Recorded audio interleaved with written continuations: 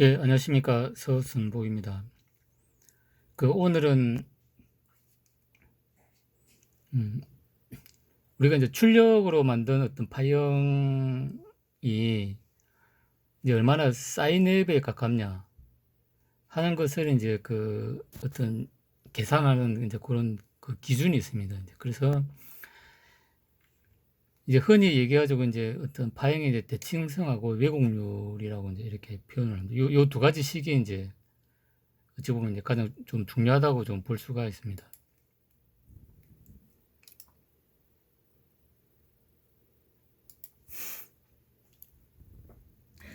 그래서 보면 이제 파행의 대칭성, 그러니까 이게 이제 지금 요거는 약간 왜곡된 형태로 일부러 이제 그려놨는데, 이 출력이 이제 이제 플러스와 마이너스가 이제 사실은 이제 똑같으면 제일 좋겠죠. 이제 우리 사인웨이브 같은 경우는 플러스 피크치와 마이너스 피크치가 이제 똑같죠, 이제. 근데 실질적으로 우리가 이제 이제 출력을 이제 생성하다 보면은 약간 이제 좀 다르게 나타나는 경우가 있습니다. 그러니까 요 경우는 이제 지금은 이제 쓰이진 않지만 과거에 이제 그 형광 램프를 가지고 백라이트를 만들었던 시절에 이제 출력은 이제 그 전압은 높지만 전류는 좀 작았습니다. 뭐 전압은 이제 한 500에서 뭐 1000볼트 정도. 전류는 이제 뭐 한 10mA 이내 이제 그런 식으로 이제 구동을 했는데 이제 형광 램프이기 때문에 AC로 이제 출력이 나가야 됩니다. 이제 그러다 보면은 그 전류가 이제 사실은 이제 정확하게 사인 웨이브를 그리면 좋지만은 이제 아주 사인 웨이브를 이렇게 딱 그리는 게 상당히 좀 어렵습니다. 그래서 이제 거기서 이제 요청한 게 이제 그 대칭성과 왜곡률이 어느 정도 이하가 돼야 된다. 이제 그게 이제 그 어떤 수명에 이제 램프의 수명에 영향을 줄 수 있다 이래가지고 이제 요걸 이제 관리를 좀 하기 시작했습니다. 그래서 우리가 이제 그러니까 이제 쉽게 얘기해가지고 이제 우리가 만든 그 형광 램프에 이제 주는 그 출력의 전류 파형이 얼마나 이제 사인 웨이브에 최대한 가깝게 하도록 해라. 라는 게 이제 목적이고, 그것을 관리하기 위해서 이제 이렇게 이제 대칭성과 이제 왜곡률을 확인하는 겁니다. 그러면은, 일단 이제 대칭성은 뭐냐면은, 이제 이제 양의 반파의 피끝이, 음의 반파의 피끝이를 서로 뺍니다. 이제 이렇게 빼가지고 그 차이를 이제 RMS, 그러니까 사인파의 RMS는 요거는 이제 루트 2가 되고 얘는 1.414가 되겠죠. 그래서 이게 이제 사인 웨이브를 기준으로 했기 때문에 1.414가 되는 거예요. 그러면은 이제 요 두 개의 뺀 차가 0이 되는 게 제일 좋은 거죠. 0. 곱하기 100을 했기 때문에 0이 되는 게 제일 좋은데 0이 되면 이제 사인파에 가장 가깝다는 얘기고 이제 최소한 그래도 10 이하는 돼야 된다라는 게 이제 당시에 이제 기준이었습니다. 물론 이제 요거는 이제 어떤 장비나 그런 게 따라서 이제 요게 뭐 20 이하가 될 수도 있고 5 이하가 될 수도 있겠죠, 이제. 그래서 이제 요는 그렇습니다. 그러니까 요 이제 양의 반파와 양의 반파의 피크치와 음의 반파의 피크치를 빼가지고 이제 RMS 사인 웨이브 RMS 1.44를 나눠가지고 곱하기 100 한 값을 A 값이라고 했는데 A 값은 10보다 작아야 된다. 라는 게 이제 당시의 기준이었고 그 다음에 또 왜곡률이라는 게 있습니다. 그러니까 대칭성만 이렇게 맞다고 그래가지고 이제 좋은 사인파는 아니라는 거죠.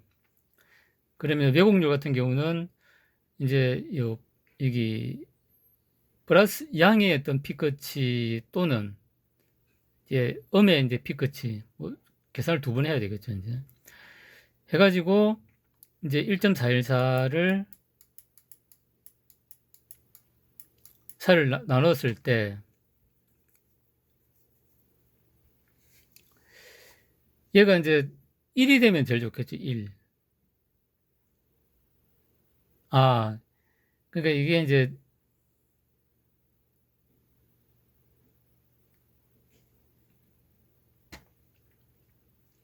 그래서 이제 여기 이제 판단 기준은 이제 여기 보면은 이제 루트 2를 곱해가지고 요 b 값이 루트 2에 플러스 마이너스 10% 1.414에 10% 10% 이내에 들어야 된다 하는 게 이제 그 당시의 조건이었습니다. 그러니까 1.414에서 이제 많이 벗어나면은 이제 요공률이 떨어진다 이렇게 이제 판단을 했던 거죠. 그래서 이제 이게 왜 이제 중요하냐면은 이제 이겁니다. 그러니까 이게 이제 아까 A는 이제 요거는 이제 그 대칭성을 판단하는 것이고 B는 왜곡률을 판단하는 거예요.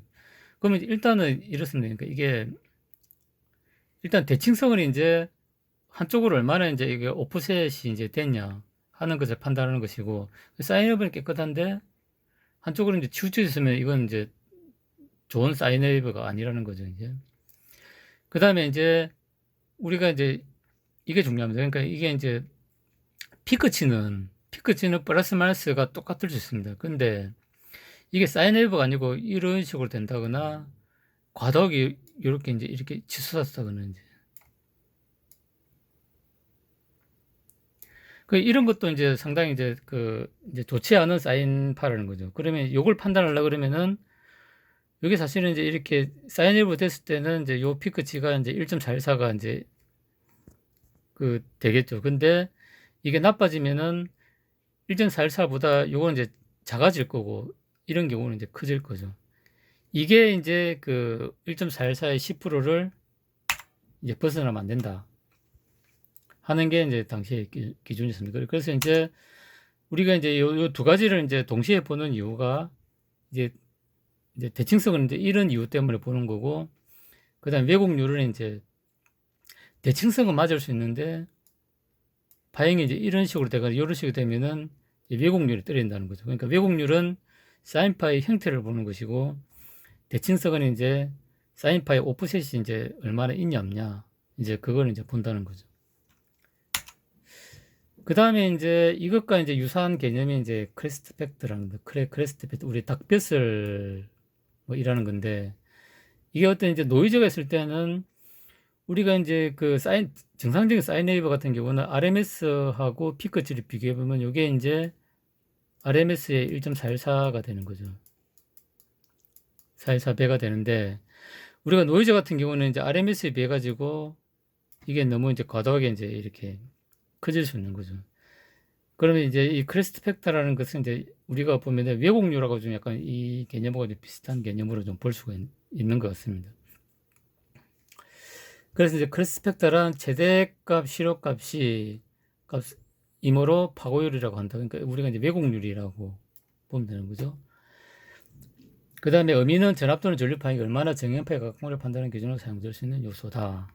이렇게 됐습니다. 그러니까 우리가 이제 크레스트 팩터를 이제 고객에서 이제 요구를 할 수가 있습니다. 그때는 이제 우리가 이제 요 식을, 그러니까 이제 어떤 요 피크치가 플러스 반파든 마이너스 반파든 피크치가 1.414에 얼마나 가깝냐 이제 라는 게 이제 주요 그 핵심 포인트가 되겠습니다. 그래서 이제 우리가 이제 그 크레스트 팩터든 왜곡률이든 대칭성이든 이제 그 사인파를 기준으로 판단하는 어떤 이제 파라미터다라고 이제 우리가 이해를 하면 좋을 것 같습니다. 예, 이상으로 마치겠습니다. 감사합니다.